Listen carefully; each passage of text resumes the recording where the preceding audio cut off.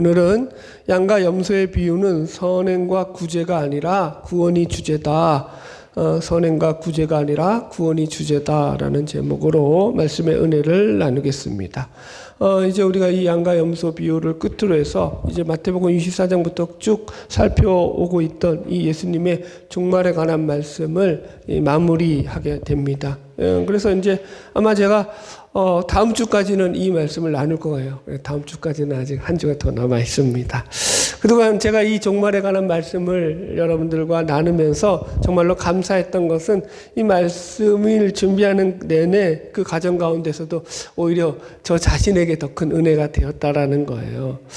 여러분, 우리가 이렇게 종말에 관한 말씀들을 살펴오면서 예수님이 말씀하신 그 내용들이 거의 갖다 구원과 아주 밀접한 관계가 주어져 있음을 우리가 말씀을 통해서 확인했잖아요. 그리고 그 구원이라는 것이 단순히 그냥 내가 죽으면 천국에 가는 거 이런 정도가 아니라 우리의 삶을 통해서 하나님의 통치와 하나님의 다스림, 즉 하나님의 나라가 이루어지는 그런 일들이 우리 가운데서 이루어지는 것이다 라는 것들까지 확인을 했습니다. 그래서 이게 구원이 모호하지가 않아요.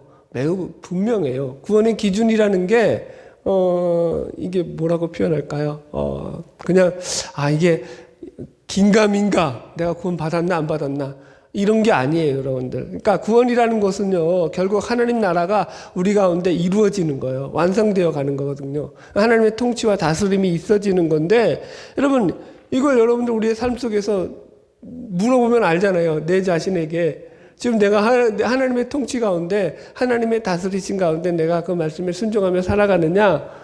딱 물어보면 이제 답이 나와요. 여러분 걱정하지 마세요. 그렇다고, 나는 구원 못 받았는데, 여러분 구원 못 받았을지라도 교회에 나와 있는 것은 기회가 있는 거예요. 가능성이 있는 거예요. 여러분 여기에 교회에 나와 있다라는 것 자체가 하나님이 나한테 은혜를 베풀어 주신 거거든요. 이렇게 표현할까요? 내가 자의로 나왔던 아니면 내가 타의로 나왔던 누구에게 이끌려서 억지로 나왔던 간에 이 자리에 나와 있는 것 그 자체가 하나님의 긍휼과 은혜와 자비의 하나의 그 표시라는 것을 여러분들 믿으시기 바랍니다. 자, 이제 말씀을 들어가면서 본문 내용을 구체적으로 살필게요. 마태복음 25장 31절 읽으면서 이제 말씀 시작해 봅시다. 다 같이 읽을까요? 시작. 인자가 자기 영광으로 모든 천사와 함께 올 때에 자기 영광의 보좌에 앉으리니. 아멘. 여기 이제 말씀의 전제가 되는 것이 뭐냐면은 인자가 자기 영광으로 모든 천사와 함께 오셔서 자기 영광의 보좌에 앉은다라는 거예요. 그래서 쉽게 말하면 이게 종말의 끝이 와서 예수님이 이 땅 가운데 심판주로 재림하실 때가 이 말씀의 전제가 되는 거죠. 그러니까 이제 디엔드예요, 디엔드. 그리고 이제 그때 확실한 구분이 있어지는 거예요. 그래서 말씀을 자세히 보시면 여기에 인자가 자기 영광으로 해가지고 오시는데 자기 영광으로 오신다고 하고요. 그 다음에 자기 영광의 보좌에 앉으사라고 해서 이 자기 영광이라는 단어가 그죠? 이 본문에 이 구절에만 두 번이 등장을 하고 있어요. 그럼 이게 왜 자기 영광으로 오신다라고 말씀하고 있느냐라는 거죠. 이거 잠깐 설명을 드리자면은 이 부분이 이제 다니엘의 예언 가운데 잘 예언되어 있는 부분인데 읽어드릴게요. 다니엘서 7장 13절로 14절이거든요. 내가 또 밤 한상 가운데 보니 인자 같은 이가 하늘 구름을 타고 와서 옛적부터 항상 계신 이에게 나와 그 앞에 인도되매 그에게 권세와 영광과 나라를 주고 모든 백성과 나라들과 다른 언어를 말하는 모든 자들이 그를 섬기게 하였으니 그의 권세는 소멸되지 아니하는 영원한 권세요 그의 나라는 멸망하지 아니할 것이다. 이렇게 나와 있어요. 갑자기 말씀을 들으면 여러분들 졸립죠. 훅 들어오고 우리 목사님은 예열이 없어. 좀 차도 그죠? 열을 가하고 난 뒤에 출발을 해야 되는데 그냥 처음부터 말씀으로 훅 들어와 버리니까 정신 안 차리면 이게 도대체 어디로 가는지 말이야. 여러분 다니엘서 이 예언이 뭐냐면은 하나님께서 이제 마지막 때에 예수님을 이 땅 가운데 보내주시면서 그에게 권세와 영광과 나라를 주시는데 그 권세와 영광과 나라가 영원히 소멸되지 않는 그 권세요 나라요 영광이다라고 말씀하고 있어요. 그러니까 무슨 말이냐면은 예수님께서 자기 영광으로 이 땅 가운데 오셔서 심판하실 때에 그 심판은요 영원히 소멸되지 않는, 그죠? 심판주로서의 그 영원한 권세와 영광과 능력을 가지고 오시는 그것이다. 그게 조금도 부족함이 없다라는 거예요, 여러분들. 그래서 이 심판주의 심판이 완전하고 영원한 최종 심판이 된다라는 말씀의 의미가 이제 여기 담겨 있는 거죠. 자, 계속 읽을게요. 32절로 33절 시작. 모든 민족을 그 앞에 모으고 각각 구분하기를 목자가 양과 염소를 구분하는 것 같이 하여 양은 그 오른편에 염소는 왼편에 두리라. 예. 지금 예수님의 비유들은요 전부 다 그 당시 유대인들의 생활과 아주 밀접한 관계가 있다고 했어요. 그러니까 그들의 생활 습관과 연결된 그런 것들을 가지고 와서 예수님이 지금 비유를 하시는 거거든요. 이 양과 염소의 비유도 마찬가지죠. 이 유대인들은요 대다수가 이 유목과 농경 생활을 하고 있던 그런 사람들이었기 때문에 그들 가운데 이 양과 염소의 이 비유는요 우리에게는 매우 낯설죠. 왜 양과 염소를 구분하냐고요. 우리에게는 이게 낯선 문화란 말이에요. 이해가 안 되죠. 그런다 이 당시 공생의 생활을 하셨을 이때에 이 1세기의 유대인들에게는요 이 비유가 낯선 비유가 아닌 거예요. 그들은 실제로 양과 염소를 갖다가 나누어서, 그래서 이제 밤에는요 구분지어서 따로 떼어 놓았다라고 해요. 그래서 제가 이제 왜 그랬을까 하고 자료들을 열심히 찾았죠. 찾아보니까 가장 이제 근접한 답이 뭐냐면은 이 양과 염소는 체질적인 차이가 있다라는 거예요. 체질적인 차이. 그래서 양들은 이제 털이 복실복실하잖아요. 따뜻하대요. 그리고 그래서 추위를 잘 견딘대요. 그런데 염소는 그게 안 된대요. 그래서 이 양들은 그냥 내버려 둬도 되지만 염소들은 따로 떼어서, 그러니까 어느 정도 이제 보온이 유지될 수 있도록 그렇게 구분지어서 밤을 지새게 했다라는 거예요. 낮에는 같이 막 몰려 이제 같이 지내게 하다가. 그게 가장 근접한 거예요. 그래서 이게 여러분들 우리가 여기서 이제 오해하지 말 것은 이게 양은 좋은 동물이고 염소는 나쁜 동물이기 때문에 이거 이제 구분해서 해놨다 막 이렇게 생각하는 분들이 많더라고요. 그래서 이 비유를 보면 목사님들도 이게 그러니까 양의 그 습성을 가지고 뭐 이렇게 신앙생활해야 되고 염소의 습성을 가지고 이 고집이 있다 막 그래서 이런 것들 뭐 버려야 된다 막 이렇게 설교를 많이 하시는데 그런 얘기 아니에요. 여기 양과 염소는요 뒤에 가면은 의인과 악인으로 나오잖아요. 이 양이 의인으로 비유되고요. 염소가 악인으로 비유되는 하나의 비유예요. 메타포예요. 은유적 수사법이에요. 그러니까 양이 착하고 염소가 악하기 때문에 지금 그렇게 이제 말씀하시는 게 아니에요. 그러니까 의인과 악인의 차이를 비유들기 위해서 하나의 메타포, 상징으로 들어 쓴 게 양과 염소의 비유인 거예요. 애꿎은 염소를 뭐라고 하지 마세요, 여러분들. 예. 이해하셨죠? 예. 자, 그래서 이제 여튼 우리가 여기서 이제 오늘 본문에 나오는 첫 번째 주제를 살필 건데, 마지막 심판 때는 이렇게 양과 염소처럼 우리 애가 하나님의 백성과 그렇지 않은 자들로 명확하게 구분지어진다라는 거예요. 그리고 이 구분은요, 아주 명확한 기준 가운데서 지어지는 것이지 이게 모호하지 않다라는 거예요. 우리가 마태복음 24장부터 계속 종말에 관한 말씀을 살필 때 여러분들 예수님께서 이 비유의 말씀들 가운데서 계속 그 비유 가운데 세팅하셨던 하나의 장치가 뭐냐면은 둘로 나누어 놓는다라는 거예요. 그죠? 열처녀 비유에서는 슬기로운 5처녀와 미련한 5처녀. 달란트 비유에서는 5달란트, 2달란트 받은 자와 1달란트 받은 자. 그죠? 여기서도 양과 염소. 그러니까 예수님이 일부러 이렇게 세팅을 해 놓으신 거예요. 구분을 지어 놓으신 거라는 거죠. 왜요? 이게 구원이 모호하지 않다. 분명하다. 이렇게 나뉜다라는 걸 지금 예수님께서 나타내는 거거든요. 자, 보세요. 예를 들어 볼게요. 열처녀 비유에서 슬기로운 5처녀와 미련한 5처녀. 그 구분이 뭐냐면은 신랑 맞을 준비가 완전히 되었느냐, 그렇지 않느냐라는 거죠. 그죠? 그래서 등과 기름을 준비한 슬기로운 5처녀와 등과 기름을 충분히 준비하지 못한 이 미련한 5처녀로 나뉘는 거거든요. 그래서 이게 어떤 구분이냐면은 슬기롭다, 미련하다, 준비되었다, 준비되지 아니하였다라는 것으로 마태복음 7장에 나왔잖아요. 말씀을 듣고 순종하는 자들은 지혜로운 자들이라고요. 반석 위에 집을 지은 자들이라고요. 또 미련한 자들은, 어리석은 자들은, 말씀을 듣고 순종하지 않는 자들, 그건 모래 위에 집을 지은 거라고요. 비가 오고 창수가 날 때 무너져 내린다고요. 그럼 거기에는 구원이 있어요, 없어요? 없죠. 그래서 미련하다고 말하는 거죠. 놓치지 말아야 될 것이, 이 비유가 그냥 이 교회에 나오는 신자와 교회를 나오지 않는 세상 사람들을 구분하는 비유가 아니라는 거예요. 전부가 교회 안에 나와서 하나님을 믿는다고 하는 그런 자들을 향한 그들 가운데의 구분이라는 걸 놓치면 안 돼요. 뒤에 가서도 이제 설명하겠지만은, 다 열처녀가 신랑을 맞을 준비를 했다니까요. 다 잤다니까요. 한 명도 여기서 깨어 있었던 사람은 없어요. 그죠? 신랑이 왔을 때 다 깨어 일어났다고요, 여러분들. 그죠? 이 차이가 아니라는 걸 명심해야 돼요. 달란트 비유도 마찬가지죠. 달란트 비유도 전부 다 똑같은 주인을 섬기는 종들이에요. 한 달란트 받았다고 해서 이 종이 다른 주인을 섬겼던 게 아니라는 거죠. 문제는 주인에 대한 인식이죠. 잘못된 인식 가운데서, 여러분들, 제가 이걸 충성과 게으름으로 비교해 드렸잖아요. 착하고 충성된 종 한쪽은, 반대쪽은 악하고 게으른 종. 그래서 이 충성되다라는 말과 게으르다는 말의 그 의미를, 언어적인 의미를 찾아드렸잖아요. 이게 관계성과 방향성과 관계된 거다. 그죠? 우리의 열심이 토대가 되는 게 아니에요. 우리가 충성하면 무조건 우리의 열심을 들이대잖아요. 열심의 문제라기보다는 뭐라고요? 하나님 그 주인과의 어떤 관계성, 릴레이션십, 내가 하나님의 뜻대로 그 길을 가고 있느냐가 충성이라는 거죠.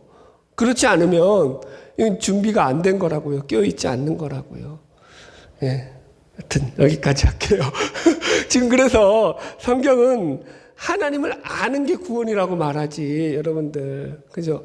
하나님을 아는 게 중요해요. 구원의 가장 첫 걸음은 뭐라고요? 내가 하나님을 알아야 돼요. 여러분들, 하나님을 모르는데 구원이 가능할까요? 불가능할까요? 불가능해요. 자, 요한복음 17장 3절. 영생은 곧 유일하신 참 하나님과 그를 보내신 자 예수 그리스도를 믿는 것이 아니라 아는 것이니라. 알아야 된다. 하나님을 아는데 어떻게 아는 거예요? 진짜로 아는 거예요. 그분을, 여러분들. 내가 알고 싶은 것만 아는 그런 식의 알미 아니라. 자, 그래서 이제 이 세 번째 비유인 양과 염소의 비유를 통해서도 이 명확한 기준이 나누어진다라는 걸 우리가 이제 오늘 본문을 통해서 확인하면서 말씀의 은혜를 나누게 될 것입니다. 이야기 잠깐 하고 이제 말씀을 좀 더 들어갈게요. 제가 교회를 다니면서 가장 오해했던 것 중에 하나가 뭐냐면은, 교회를 나가서 열심히 봉사하고 헌신하는 것을 내가 구원받은 구원의 표라고 생각했어요. 내가 구원을 받았기 때문에 나는 교회에서 열심히 헌신하고 충성 봉사하는 거야 라는 생각을 가졌어요. 여러분들. 그래서 어려서부터 저는 교회를 다녔고, 여러분들도 아마 많은 분들이 그러실 거예요. 평생 교회와 연결되어 살았을 거예요. 그래서 교회의 삶이 저의 삶의 거의 모든 일상이었다라고 봐도 과언이 아닙니다. 그러면서 여러분들, 교회에서 늘 교회 중심으로 제 삶을 살았거든요. 이것은 마치 유대인들이 율법의 배경 가운데서 살아면서 그 율법에 빠져서 율법주의에 묶여서 살았던 것과도 비슷한 거죠. 그럼 제가, 여러분 보세요. 이런 율법적인 사고의 틀에서 언제 이게 깨지게 되었느냐 하면은, 지금으로부터 한 10년, 고작 길어야 10년 정도밖에 안 돼요. 증인들이 있잖아요. 여기 우리 가족들이. 40대 중반이라고요. 예. 목회를 벌써, 여러분, 그러니까 20년 넘게, 예. 전도사 시절로 하면은 뭐 더 오래됐죠. 한참 목사가 되고 또 한참 이런 생활을 하면서, 여러분들, 그리고 지나고 나서 이게 여러분들 깨달아진 거예요, 여러분들. 제가 무슨 얘기 하느냐면은, 우리가 교회 나와서 예배 드리고 하나님 앞에 이렇게 찬양하고 하니까 내가 다 구원받은 신자라고 생각하는 것이 문제가 있다라는 거예요. 여러분들, 많은 목사님들이 교회에 나오면 교인들을 갖다가 모두 다 구원받은 신자라는 가정하에서 말씀을 전하셔요. 그게 한국교회 어떻게 보면 좀 문제라면 문제가 될 수도 있는 거죠. 성경에 나오는 예수님의 말씀은 전부 다 구원과 관련된 말씀이거든요. 그죠? 너희들의 그 영생, 너희들의 영원한 삶을 준비해야 된다. 그 이야기를 하시는 건데, 우리들은 이런 말씀들을 가지고도 전부 다 우리들의 삶의 축복과 이 잘됨, 번영과 성공으로 나간다고요. 그러다 보니까 여러분들 이게 문제가 생기는 거예요. 구원에 대해서 목사님들이 제일 많이 설교하는 본문 중에 하나가 로마서에 나오는 이 말씀이잖아요. 너희가 마음으로 믿어 의에 이르고 입으로 시인하여 구원에 이른다. 그래서 구원을 어떻게 하냐면 교회 나온 사람들한테 모아놓고는 물론 새신자 교육도 하죠. 그런데 어떻게 하냐면 결국에 가서 이거예요. 자, 따라하세요. 예수님, 내가 예수님을 나의 구원자로 믿습니다. 예수님을 나의 주인으로 고백합니다. 이제부터 예수님을 나의 주인으로 믿고 살겠습니다. 입으로 시인했다고요. 이렇게 시인시켜 놓고는 여러분들 입으로 시인했으니까 이제 여러분들은 구원받았습니다. 구원받은 하나님의 자녀가 되었습니다. 라고 얘기한다고요. 천만의 말씀이라고요. 그래서 구원이 간단하게 끝날 것 같으면 뭐하러 예수님이 이렇게 십자가에 달려 죽으시고 이렇게 예수님이 이렇게 구구절절 비유들을 이렇게 여러분들 많이 하시고 이런 말씀들을 구하러 뭐하러 해요. 그냥 너 하나님 믿고 구원 받았어 그러면 끝날 문제인데 그런 문제가 아니라는 거예요. 그러니까 교회에 나오는 많은 신자들이 어떤 착각을 하냐면은 자기가 구원은 따놓은 당상이고 교회 와서 헌신 봉사하는 것이 자꾸 내가 이게 하나님 앞에 상급 쌓는 것으로 생각한단 말이에요. 여러분들. 그래서 교회에서는 뭘 가르치죠? 목사님들이 주일 성수해라, 예배 늦지 마라, 11조 해라, 이런 거 가르치잖아요. 그죠? 교회 봉사해라, 어느 직분에서 들어가서 헌신해라, 이런 거 가르치잖아요. 교회에서. 그죠? 여러분들. 그거 아니라는 거예요, 여러분들. 그거 율법적이라는 거예요. 그것으로 우리가 상급을 더 크게 받는다. 여러분, 성경은 그걸 이야기하고 있지 않아요. 그래서 믿음 생활을 오래 했음에도 불구하고 구원이 뭔지를 제대로 모르고 믿음 생활을 하는 교인들이 사실 교회 안에 상당히 많은 거죠. 안타까운 거죠, 여러분들. 여러분, 구원은 그런 게 아니에요. 제가 여러분들에게 계속 이 종말에 관한 말씀을 하면서 귀 따갑게 했던 말이 뭐냐면 구원은 하나님 나라가 우리 가운데서 이루어지는 것이다 라고 얘기했어요. 하나님 나라의 완성이 구원이다. 하나님 나라가 내 안에서 이루어져 가는 거예요. 단어 잘 들으셔야 돼요. 하나님 나라를 내가 이루는 게 아니라 하나님 나라가 내 안에서 이루어져 간다고요. 주체가 내가 아니라 하나님이시라고요. 구원은 하나님이 이루어 가시는 거라고요. 나를 통해서. 그래서 내가 하나님의 말씀을 듣고 그 말씀에 반응하며 사는 거거든요. 그걸 믿음이라고 하거든요. 그러니까 하나님의 뜻이, 하나님이 나를 향한 나의 삶의 목적이 내 삶에서 드디어 작동되는 거예요. 내 뜻대로, 내 목적대로, 내 마음대로 살았던 그 삶에서 턴어라운드, 방향을 돌아서는 거라고요. 그런 차원이 아니라 하나님의 일하심이, 하나님의 역사심이 내 안에서 작동되는 거예요. 하나님의 마음이 내 안에서 느껴지는 거예요. 그게 하나님 나라가 이루어가는 거거든요. 보세요. 여러분들 구원이 그래서 이건 두렵고 떨림으로 너의 구원을 이루라고 하는 바울의 말이 맞는 거죠. 날마다 우리의 구원이 어떻게 돼야 되는 거예요? 지금도 이루어져 가는 거예요. 오늘 여러분들 제가 원래 오후 예배 강조 안 하는데 제발 오후 예배 한번 다 참석해 보세요. 그리고 오늘 오후 예배는 구원론의 이제 가장 하이라이트죠. 성화를 다룰 거예요. 성화. 성화가 뭔지를 좀 배우셔야 돼요. 내가 열심으로 내 노력으로 그 나라를 이루어가는 게 성화 아니라고요. 그거 아니라고요, 여러분. 하나님 나라의 완성은 하나님이 이루셔요. 우리는 거기에 수동적으로 참여한 바 당하는 거거든요. 이것 가지고도 1시간 할 텐데 지금 시작도 안 했는데 큰일 났네. 어쨌든 여러분들, 그래서 여러분 날마다 하나님의 다스리심과 이게 그 통치하심을 여러분들이 이제 늘 느끼셔야 돼요. 이게 여러분 그래서 기도하라고 하는 거예요. 내가 예수를 믿잖아요. 내가 구원받았다고 생각해요. 내가 하나님을 믿어요. 내 마음에 예수를 영접했어요. 그러면 삶이 변해야 되잖아요. 근데 변해요? 안 변해요? 안 변하잖아요. 그죠? 그래서 기도하는 거야. 그러니까 내 잿된 본성은요, 내가 예수를 믿는다고 할지라도 여전히 자기중심적으로 살아요. 이걸 깨트리는 것이 바로 우리 신앙생활인 거예요. 그게 성한 거고요. 예, 그만할게요. 진동 나가야 되니까. 자, 34절 같이 읽읍시다.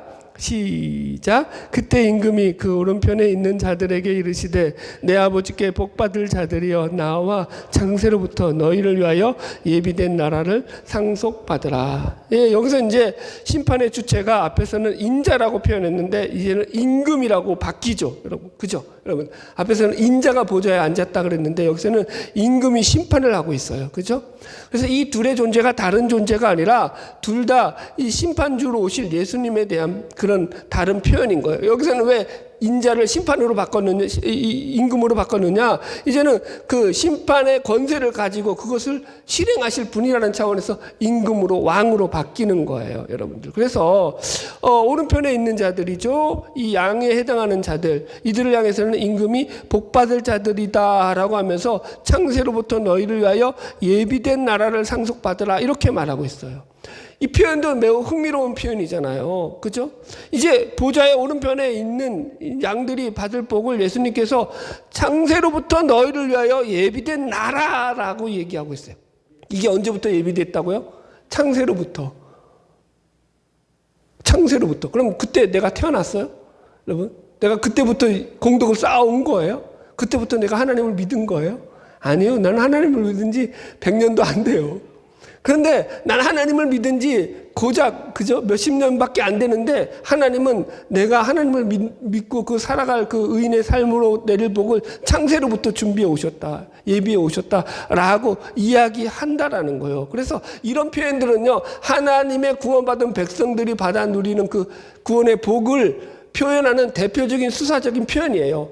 창세로부터 예정되었다, 예비되었다라는 거예요. 여기서 이제 그 유명한 예정론이 나오는데요. 뭐 그건 할 시간이 없고요. 다음에 이제 기회가 되면 그 부분도 다뤄드리고요. 여기서 보면 그래서 이 구원받은 백성들을 위해서 창세로부터 예비되었다라고 하는 그 말씀은 무슨 의미냐면은 이게 구원과 관련된 그 말씀의 핵심이 우리의 열심이나 어떤 노력의 결과로 주어지는 것이 아니라 하나님의 열심과 진념과 하나님의 그 성실함 가운데 이루어지는 복이다라는 것을 지금 성경에서 예수님이 말씀해 주시는 거예요.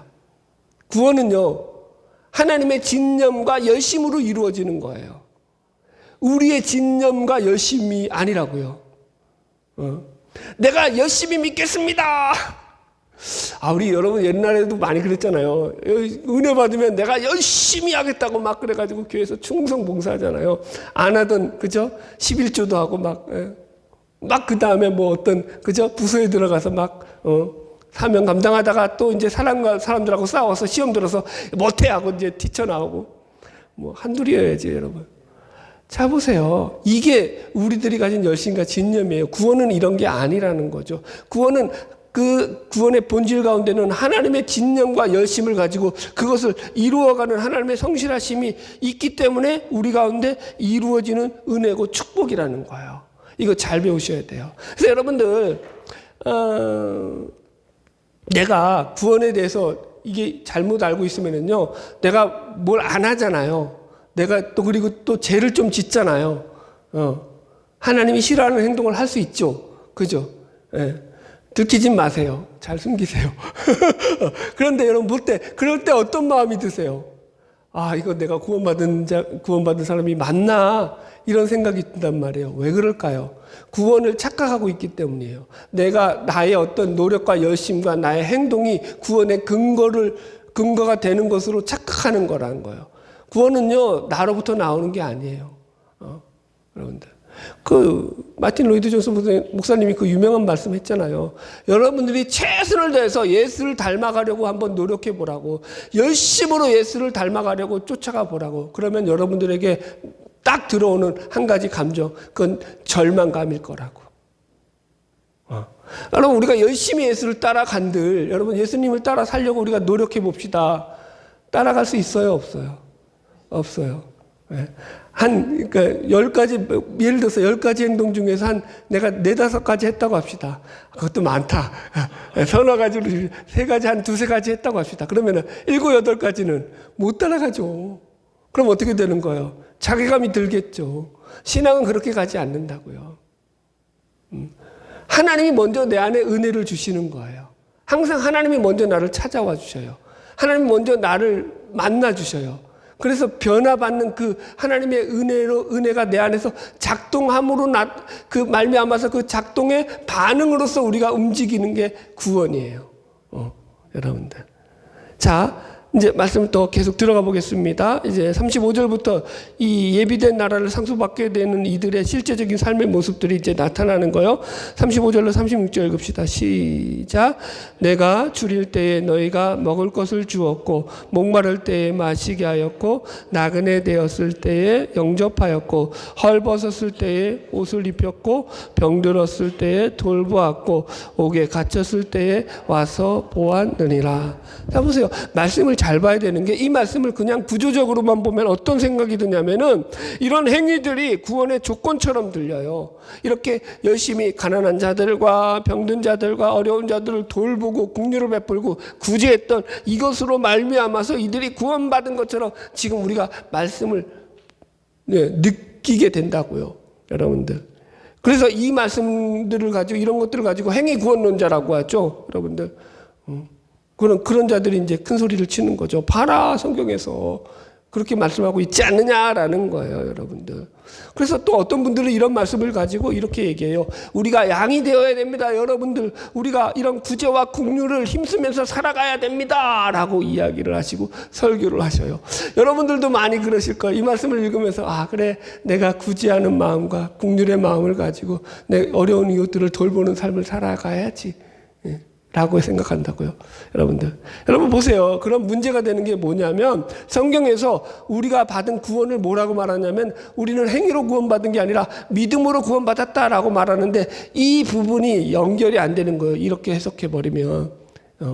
자 보세요. 여러분들 세상에서도 하나님을 안 믿어도요 착한 일을 하면서 사는 사람들이 많아요. 타종교의 특징이죠. 타종교의 구원의 특징은 뭘로 구원받아요? 선행으로, 착한 행위로. 불교의 구원관을 공부하다가 생전예수제라는 말을 알아봤어요. 불교의 생전예수제라는 말이 있어요. 이게 예수라는 말이 이게 우리 기독교 예수님하고 똑같아가지고 하는데 그 말이 아니에요. 생전예수제가 무슨 말이냐면은 생전은 살아있을 때라는 말이고 예수제라는 게 이게 예비할 예자예요. 준비할 예자. 그 다음에 수가 무슨냐면은 닦을 숫자. 수행하다 고행하다 하잖아요. 이때 닦을 숫자. 그러니까 자기의 어떤 그 선행을 닦아가지고 그것을 예비하는데 죄를 예비하는 게 죄가 뭐냐면 삼가하다라는 거예요. 삼가하다. 그러니까 이게 말을 그대로 풀이하자면 이런 거예요. 내가 살아있을 때 극락에 가기 위해서 몸과 마음을 깨끗하게 함으로 그 몸과 마음을 닦아서 선행과 공덕을 쌓아서 극락 갈 준비를 미리미리 하는 삶을 살아가는 게 생전 예수제예요. 왜 그래서 불교인들이 선행을 하고 착하게 살고 그래야 된다고 하는지 이해가시죠, 여러분들? 그게 극락 가는 길이에요. 그래서 자료를 좀 더 찾아보니까 이 생전 예수제의 중요한 2가지 덕목이 뭐냐면은 하나는 선행이에요. 선행과 공덕을 쌓는 거예요. 하나는 참회예요, 참회. 늘 마음을 닦는 거예요. 여튼 보세요. 그러니까 여러분들 이게 불교의 가르침이라니까요. 그러니까 우리가 마음을 닦아서 가난한 자들을 잘 돌보고 그들을 도와주어서 극락에 들어갈 수 있다라는 거예요. 이게 모든 종교들이 가진 그 공동된 그런 가르침이에요. 여러분. 그러면요. 기독교는요. 그렇게 설명하고 있지 않아요. 우리의 선행으로 구원받는다고 말하고 있지 않아요. 기독교의 핵심은 다 뭐냐면 우리가 믿음 가운데서 구원을 얻는 거야. 구원에 있어서 너의 선행과 너의 공로는 작동하지 않아 라고 얘기를 하죠. 그럼 예수님의 이 말은 뭐냐고요? 왜 이렇게 헷갈리게 하시냐고요? 그래서 여러분들 목사가 필요한 거죠. 여러분들에게 이 말씀을 풀어줄. 그죠? 여러분들 잘 들어보세요. 여러분 지금 예수님의 이 말씀은요. 구원을 얻기 위한 조건으로서 하신 말씀이 아니라 맨날 하는 얘기인데 들으면 맨날 또 신기하죠. 이것은 구원받은 신자들의 삶의 양식과 삶의 태도와 자세가 이렇다라는 것을 설명하는 거예요. 구원받는 조건과 방법으로서의 그 말씀을 하는 게 아니라는 거. 이거 잘 이해하셔야 돼요. 아니 목사님 그게 그거 아닌가요? 어떻게 선하게 살고 그렇게 착하게 살면 구원받는다 그 얘기 아닌 거예요? 아니라고요. 말씀의 주제가 우리의 선행과 구제가 아니라 뭐라고요? 구원이라고요. 구원. 여러분 제가 계속 말씀드리지만 마태복음 24장부터 흘러오는 이 모든 종말에 관한 말씀의 핵심 주제는 구원이거든요. 그리고 이 구원은 단순히 우리가 천국 가는 문제가 아니라 하나님 나라가 우리 가운데서 이루어지는 거라고 했어요. 우리의 삶 속에서 하나님의 다스림이 점점점 확장되어 가는 거예요. 하나님의 말씀이 드디어 먹히기 시작하는 거죠. 이 완악한 마음 가운데, 궁팍한 마음 가운데. 그래서 제가 늘 얘기하잖아요. 이 종말의 삶의 가장 대표적인 특징은 임의와 아직이라고요. 이미 우리 가운데 임했지만 하나님 나라가 아직 완성되어지지 않은 그런 나라라고요. 그래서 날마다 두렵고 떨림으로 그것을 이루어가는 신자의 삶을 살아가야 된다라는 거예요. 지금 그래서 본문의 말씀도 그 말씀이에요. 이 구원은 우리가 이루는 것이 아니라 하나님이 우리를 통해서 이루시는 거거든요. 이게 달라도 많이 달라요. 완전 달라요, 여러분들. 겉으로만 똑같이 보이는 건데 똑같지 않아요. 자, 이제 구체적인 비유를 좀 더 들어가면서 확인해 볼게요. 37절, 8절 읽어봅시다. 시작. 이에 의인들이 대답하여 이르되 주여 우리가 어느 때께 주께서 줄이신 것을 보고 음식을 대접하였으며 목마르신 것을 보고 마시게 하였나이까? 어느 때에 나그네 되신 것을 보고 영접하였으며 헐벗은 것을 보고 입혔나이까? 예. 보세요. 이제 여기서 드디어 이제 이 사람들을 가리켜서 의인들이라고 예수님이 말하고 있죠. 그죠? 예. 그러니까 이 양들은 의인들을 설명하기 위한 하나의 메타포로 사용된 거라는 걸 놓치면 안 되고요. 그래서 여기서 핵심적으로 반복되는 문구가 뭐예요? 이건 악인들에게도 똑같이 나오는 문구예요. 어느 때 우리가 그렇게 하였나이까? 이 말이 계속 반복돼요. 자신들이 한 행동을 기억하고 있다는 거예요? 못하고 있다는 거예요? 못하고 있다라는 거예요. 그러니까 여기서의 말씀의 핵심이 뭐냐면 이 의인들은 자신들이 행한 그 선한 행위에 대해서 전혀 의식하지 못하고 있다라는 게 여기의 핵심이에요. 여러분들.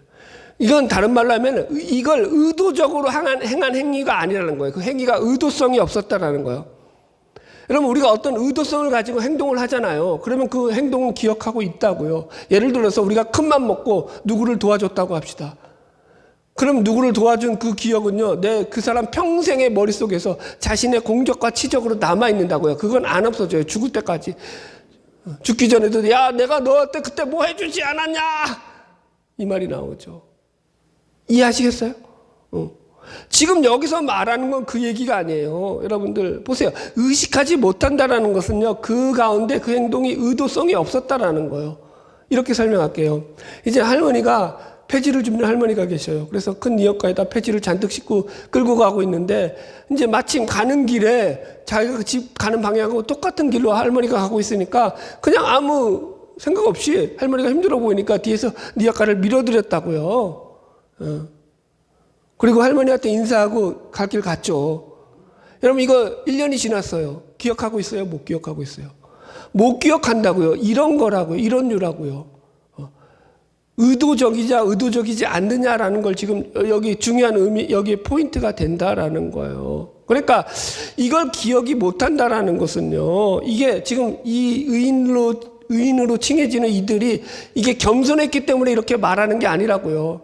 주석들이 다 그렇게 풀어놨는데 이건 겸손과 관련이 없다고요. 아니 하나님 앞에서 무슨 겸손을 떨어요. 우리가 심판 앞에 서는데 그런 거 아니라고요. 여러분들 이게 그냥 진짜로 사실이 그런 거예요. 그냥 삶의 양식인 거예요. 여러분들 삶의 양식을 기억하면서 살아요? 네? 아니라고요. 네. 그냥 거기 속에서 몸에 배어 있는 거라고요. 하나의 습관처럼. 이해하셨죠? 자, 보세요. 악인들의 삶의 양식이 반대로 나타나는 거예요. 이걸 확인해 보면 분명히 나타나요. 42절로 44절 가보세요. 읽어봅시다. 42절로 44절 시작.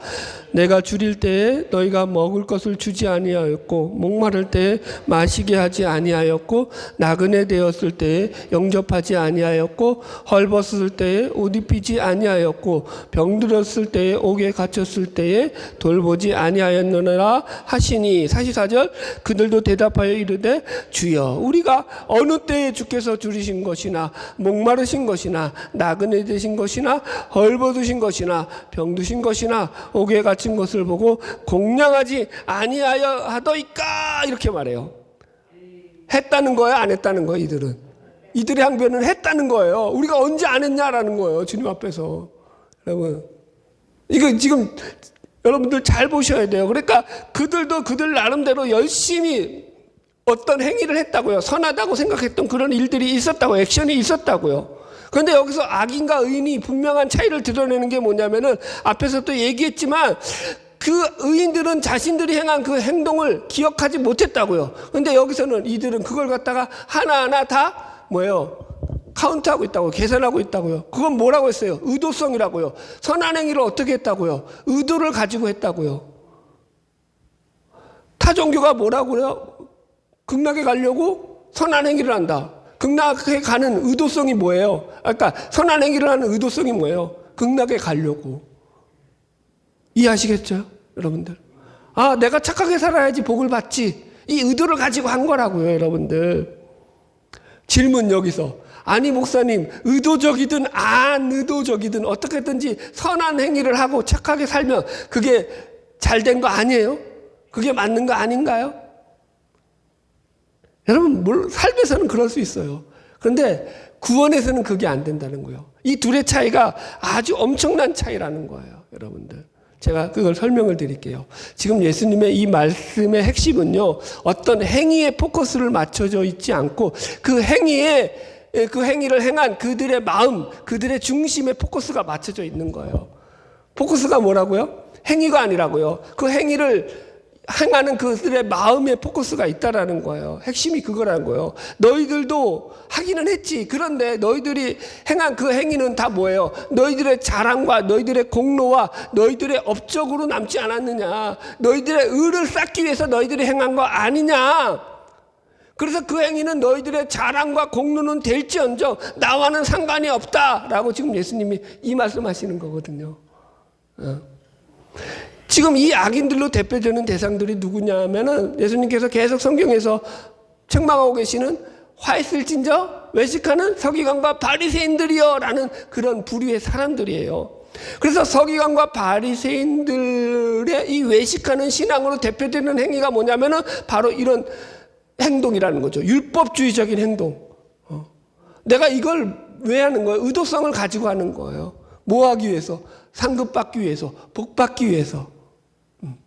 그 의도성이 있는 거예요. 율법주의가 뭐예요? 자기 행위를 통해 가지고 그것으로 자기 의를 삼는 것이 율법주의거든요. 그래서 이들이 계속해서 하는 말이 뭐냐면 우리가 어느 때라는 말을 쓰는 거예요. 어느 때에 그런 일들을 하지 않았느냐라고 항변하는 거죠. 이들은요, 자신들의 선한 행위로 구원받기를 원하는 거죠. 여러분들. 내가 이만큼이나 일했는데 왜 나의 선행을 알아주지 않습니까? 라고 하나님 앞에 항변한다고요. 반대로 의인들은요. 내가 한 게 아무것도 없고 내가 내세울 곳이 아무것도 없는데 어떻게 나한테 이렇게 은혜를 베푸십니까? 라고 이야기를 한다고요. 행위의 문제가 아니라는 거죠. 여러분들. 자, 이제 말씀을 이제 결론적으로 흘러가야겠죠. 하고 싶은 말은 너무 많지만. 제가 뭐라고 했어요? 죄가 뭐라고요? 자기 중심성, 자기의가 죄예요. 여러분, 이것이 내려놔지지 않잖아요. 그러면은 천국에 못 들어가요. 하나님 나라가 그 안에 임하지 않아요. 자기 중심성이에요, 여러분들. 복음은 그래서 날마다 자신의 죄인됨이 고백되어져야 돼요. 제가 복음의 확장을 늘 설명했죠. 귀가 따갑도록. 복음의 확장은요, 두 가지 영역에서 확장된다고 했어요. 예수를 믿으면 내 안에서 두 가지가 확장되어 가요. 첫 번째는 내가 죄인이라는 것이 자꾸 확장되어 가요. 내가 죄인됨이 깨달아지고 더 깨달아지지 내가 의로워지지 않는다고요. 두 번째 복음의 확장은 뭐라고요? 하나님을 알아가는 인식이 커져가요. 하나님이 자꾸 내 안에서 작동을 하셔요. 그래서 하나님에 대해서 더 깊이 알아가게 돼요, 여러분들. 하나님을 알아가는데 재미가 없잖아요. 그럼 아직 구원이 없는 거예요. 하나님을 알아가는 게 재밌어져요. 하나님이 작동을 하기 때니까. 자, 우리 이렇게 말할게요. 게임하는 애들이 게임이 재밌어서 하죠? 재미없어서 할까요? 재밌어서 할까요? 재미없어서 할까요? 재밌어서 하죠. 게임이 재미없어요. 그럼 할까요? 안 할까요? 안 하죠. 똑같은 거예요, 여러분들. 여러분들. 그래서 천국은 결국 내가 죄인입니다 라고 고백하는 자들이 들어가는 거예요. 자기 의를 내세우고 자기 선행을 내세우는 자들은요, 그 안에 못 들어가요. 바울이 사역을 마치면서 거의 생의 마지막이 되어서 평생을 예수 그리스도의 복음을 증거하는 일에 목숨을 걸고 그렇게 살아왔는데, 그가 디모데서에서 하는 말이 뭐예요? 내가 죄인 중에 개순이라. 자신이 죄인 중에 개수라는 거예요. 이건 바울이 자신을 겸손하게 표현하기 위해서 한 말이 아니에요. 자꾸 겸손을 이런 데 갖다 붙이면 안 돼요. 복음의 실체예요, 실체. 내가 예수를 알잖아요. 그럼 자기가 죄인 중에 개수라는 걸 날마다 발견해요. 복음을 증거할 때마다 그 복음이 어떻게 증거되냐면은 자신의 악함과 자신의 더러움과 자신의 취약함에도 불구하고 하나님이 그것조차도 은혜로 사용하셔서 주의 복음이 저들에게 들려지게 한다고요. 여러분, 제가 여기서 강단에서 이제 좀 신앙생활 같이 하신 분들은, 오래 하신 분들은 알죠. 제가 제 자랑 얘기하는 거 봤어요. 맨날 제 허물과 추함과 더러운 얘기하죠. 여러분들. 여러분, 일을 잘하잖아요. 제가 제 흉 하나만 더 볼게요. 제가 이제 아르바이트를 한다고 했잖아요. 네. 그러니까 우리 교회를 빨리 부흥시키세요. 제가 말씀만 준비할 수 있도록. 어쨌든 간에. 자, 보세요. 아르바이트를 하거든요. 알바를 하는데, 제가 일을 잘하게 생겼잖아요. 일을 되게 잘한단 말이에요. 일을 열심히 하고. 그럼 어떤 일이 발생하는지 아세요? 이제 제 밑에 들어온 애들이 있어요. 일을 가르치잖아요. 일을 못해요. 그럼 어떻게 할까요? 아유, 넌 왜 그것도 못하냐? 아, 답답하다, 답답해. 이러고 있다고요. 인간이 죄인이라고요. 예. 목사잖아요. 그러면 더 잘 가르치고, 아니야, 너도 할 수 있어. 너 괜찮은 애야. 이래야 될 거 아니에요. 아니라니까요. 인간은 모두가 죄인이라고요. 그게 우리 속에 다 있다고요, 여러분들. 내가 뭐 좀 한다. 그러면 그거 가지고 유세를 떨죠. 여러분, 말씀을 정리하겠습니다. 오늘 말씀을 듣고 우리가 그래서 이 말씀 가지고, 야, 내가 양이 되어야겠다. 내가 구제와 긍휼을 힘쓰면서 살아야겠다. 물론 그래야 되지만 만약에 말씀을 그렇게 들었다고 하면은 여러분들은 오늘 말씀을 전부 헛들은 겁니다. 저는 그런 얘기를 한 번도 한 적이 없습니다. 여러분, 제 말씀의 요지는 그거였습니다. 이 양과 염소의 비유를 통해서 예수님께서 말씀하시고 싶었던 말씀의 목적, 의도가 뭐냐? 예수님은 너희들의 구원을 두렵고 떨림으로 이렇게 이루어 가라, 이 얘기를 하시고 싶으셨던 거라고 말씀드렸습니다. 하나님 나라는 우리의 노력과 열심으로 이루어가는 것이 아니라 오히려 하나님의 열심과 진념으로 이루어가는 나라다라는 말씀을 드렸어요. 그래서 그 나라는요, 거기 안에서 우리가 무엇을 했다라고 소리칠 일거리가 하나도 없는 거예요. 여러분들. 그래서 보세요. 우리가 이 말씀을 가지고 우리가 가난한 자들을 보면 그들을 주님 보듯하고 대접하고 살아야 한다라고 말씀을 정리하게 되잖아요. 그러면 이게 어떤 문제가 생기냐면은 초점이 어디에 맞춰지냐면은, 그래, 우리의 구제와 우리의 선행과 우리의 열심과 우리의 어떤 그 노력의 긍휼에 초점이 맞춰진다고요. 그게 나쁜 건 아닌데 그건 타 종교라고요. 그건 세상 종교라고, 일반 종교라고요. 기독교는 아니라고요. 기독교는 초점이 누구에게 맞춰지는 거예요? 하나님에게 맞춰진다고요. 하나님이 나를 통해 일하시는 거라고요. 여러분들. 여러분, 우리가 오늘 말씀을 나눈 뒤에 우리의 구원을 위해서 우리가 해야 될 일이 뭐냐면, 하나님, 내가 죄인입니다. 나에게 긍휼을 베풀어 주시옵소서가 먼저예요. 하나님의 긍휼과 은혜를 구하는 기도를 하시기 바라요. 두 번째, 하나님을 알아가게 해달라고. 하나님을 알아야죠. 믿죠. 제가 늘 얘기하잖아요. 저 벌써 목회 30년인데도 하나님에 대해서 모르겠다고. 아, 미치는 거죠, 여러분들. 여러분, 성경을 그렇게 보잖아요. 근데 하나님에 대해서 모른다니까요. 자꾸 성경을 우리는 우리의 어떤 우리의 어떤 성공과 우리의 출세의 수단으로 이용한다고요. 성경을 통해서 내가 잘 되고 잘 살기 위한 그런 하나의 도구로 이용한다고요. 그러면 하나님 말씀이 안 보여요, 여러분들. 한국 교회를 망하게 하는 건 번영실학과 성공주의라고요. 여러분들, 마지막으로 하나 더 기도하자면은, 그래서 하나님의 뜻과 하나님의 다스리심이 제3 가운데 이루어지게 해달라고, 하나님의 통치가, 하나님의 나라가 이루어져 가게 해달라고 기도하세요. 생각해 보세요. 지난 한 주간에 하나님의 뜻을 내가 실현했던 게 뭐가 있냐고요. 그럴 때 이제 구제가 나오는 거거든요. 의도성을 갖고 하지 아니한 구제라고 말해야겠죠, 여러분들. 그래서 여러분들, 우리가 우리의 삶을 통해서 그걸 좀 구했으면 좋겠어요. 내가 하나님과 더 깊은 관계 가운데서 하나님의 뜻이 나의 삶 속에서 이루어지는 삶을 살아가게 해달라고. 바라기는 저와 여러분을 통해서 그런 하나님의 나라가 이루어지기를 주의 이름으로 축복합니다. 우리 찬양하겠습니다. 복음